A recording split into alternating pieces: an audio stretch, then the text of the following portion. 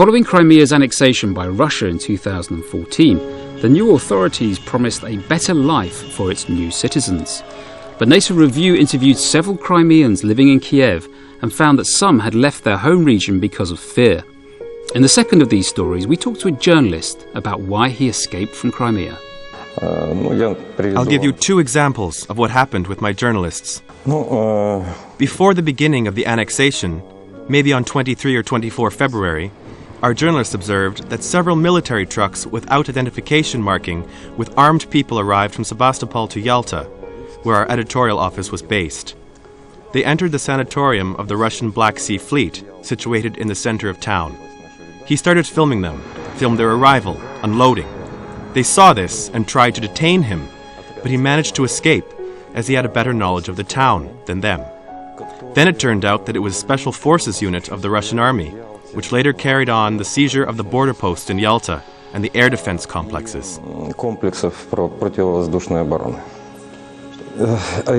our second journalist, a very fragile girl, suffered when she was filming those green men surrounding the building of the border guards unit.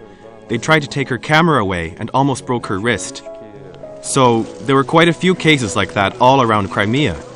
It was connected with the fact that our journalists all over the country, Crimea included, were used to act as they act in a free country, without regard to the police, militia, the military. It turned out that things were not the same already.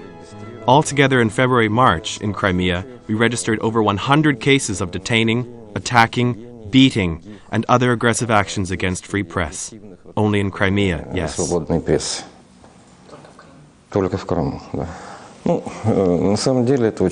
Well, it's really a very serious problem.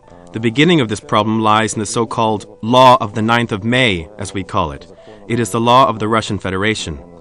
The gist of the law is as follows. If you are a journalist and you use the word occupation or the word annexation in your publication or in your program, then you can receive up to 5 years in prison. If you are a blogger and you have over 3,000 followers and you did the same, you can receive up to 5 years in prison as well. And if you started the conversation about this in public transport, in the shop, or at the market, you can get up to 3 years in prison. This is considered an infringement on the territorial sovereignty of Russia and extremism.